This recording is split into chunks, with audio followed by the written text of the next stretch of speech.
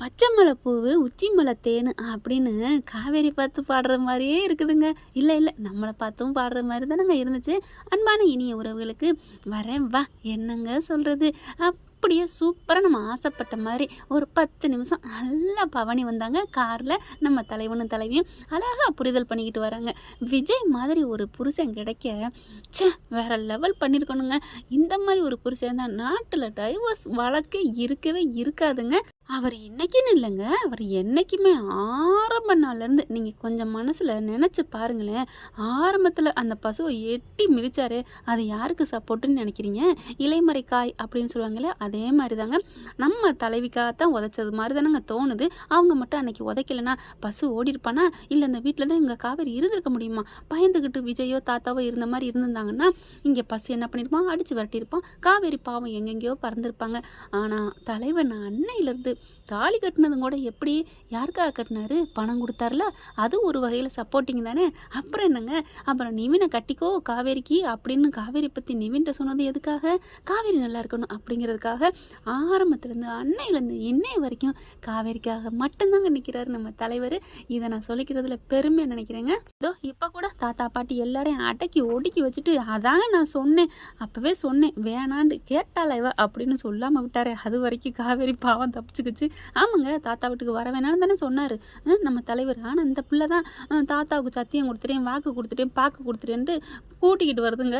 பாருங்க இப்போ என்னென்ன பிரச்சனை, யாராருக்கெல்லாம் பதில் சொல்ல வேண்டியதாக இருக்குது. இவங்க 4 பேர் அப்படியே மேசையில் உட்காந்துக்கிட்டு இருக்கிறாங்க. என்னப்பா அப்படிங்கல, இது பாவங்க பயந்துட்டு தாத்தா இந்த மாதிரி பிரச்சனை. ஏன்னா ஃபோனில் தான் எல்லோரும் தானே அட்டன் பண்ணி பேசினாங்க. சித்தி தானே பேசிச்சு. சித்தியெல்லாம் அமைதியாக இருந்துச்சு, புழு பூச்சி மாதிரி. இன்றைக்கி கொடுக்கு முளைச்சி பேசுது. கிளம்புறேன் சித்தி, கிளம்புறேன் பாட்டி அப்படிங்கல. டேய் உனக்கு தேவையாடா அப்படி இப்படிங்கிறாங்க. தாத்தாவும் பார்த்தீங்கன்னா என்னன்னே தெரிலங்க, தாத்தாவையும் வில்லி ரேஞ்சுக்கு கொண்டு வந்துட்டுருக்காங்க. அவர் பேசி அவர் என்ன திட்டுனாரா, சண்டை போட்டாரா அப்படின்னு கூட நினைக்கலாம். சண்டை போட்டு பேசுறது வேறங்க, அதை விட பேசாமல் மௌனம் இருக்கே அது அதை விட கொல்லுன்னு சொல்லுவாங்க. அப்படியே என்னப்பா அப்படிங்கிறாரு. அடே அப்பா ஏங்க, இதே தாத்தா நான் இன்னைக்கு தாங்க ஃபஸ்ட்டு சீனை மறுபடியும் போட்டு பார்த்தேன், வந்துச்சு தன்னால். அதில் அப்படி பனியனோட நிற்கிறாரு, அட்டிக்கிறாரு சித்தப்பன்ட்டே. வேணாம் விஜய் அப்படிங்கிறாங்க சித்தப்பு. சித்தப்பா அப்படிங்கிறாரு வேகமாக. அப்போ தாத்தா இருந்துட்டு பேசுகிறாரு, இங்கே பாரு பேசாமல் போயிரு, அவன் என் பேரன் கோவக்காரன், நீங்கள் தாங்க மாட்டீங்க அப்படின்னு தாத்தா என்ன போல்டாக சொன்னார். அந்த தாத்தாவா இப்போ இங்கே இருக்கிறவர். இன்னைய வரைக்கும் நான் தாத்தாவை அப்படி எவர் கிரீனாக மேலே உசத்தி வச்சு தாங்க நான் சொல்லிக்கிட்டு இருக்கேன். எல்லா அறிவிப்புலையுமே குமரனையும் அதே மாதிரி தான் சொல்லிட்டு இருக்கேன், நீவனே அதே தான் சொல்லிட்டு இருக்கேன். ஆனால் இன்றைக்கி தாத்தா வந்து கொஞ்சம் அப்படியே தடம் புரள்றாருன்னா தோணுது. டைரக்டரே பார்த்துருங்க, எல்லாரையும் மண்ணக்கவை வைக்காதீங்க. இதெல்லாம் சரியாப்பா அப்படின்னு கேட்குறாரு. தாத்தா நான் தாத்தா போய் நிற்கணும் அப்படின்னு சொல்லிட்டு, நீ வா காவேரி, நீங்கள் யார் இப்போ புயல் காற்றே வந்தாலும் சரி ஆழ மரத்தை ஒன்றும் செய்ய முடியாதுங்கிற மாதிரி அவர் மனசில் ஸ்ட்ராங்காக இருக்குது காவேரி பிள்ளை. அவங்க என்ன பண்ண முடியும், கிளம்பி வராங்க. அது பாருங்களேங்க, நீ சொத்தை கொடு இல்லைன்னா திருட்டுத்தனமாக பதிஞ்சிட்டிங்கன்னா என்ன பண்ண முடியும்னு வந்து உட்காருதுங்க. கரெக்டாக சாரதா கேட்டாங்க. நான்லாம் இந்த மாதிரிலாம் இருந்தேன்னா நாக்கை பிடிங்கிட்டு போயிடுவேண்டி, என்னங்கடி வெக்கமே இல்லையா வந்து நிற்கிறீங்க? சாரதா சரியான ஆளுங்க. பேசாமல் சண்டை நடக்குது பார்த்தீங்களா, அங்கே போய் நிப்பாட்டலாம். யுத்தத்தையே வாயாலே பேசி முடிச்சிருவாங்க. அப்படியே காரில் வரையில் பாட்டை போடுறாரு. பாட்டை கேளு, நீ ஃப்ரீயாக விடு, நான் பார்த்துக்கிறேன் எல்லாத்தையும் அப்படின்னு சொல்லிட்டு, நல்ல தகப்பனாக இருக்கீங்க அப்படிங்கிறாங்க.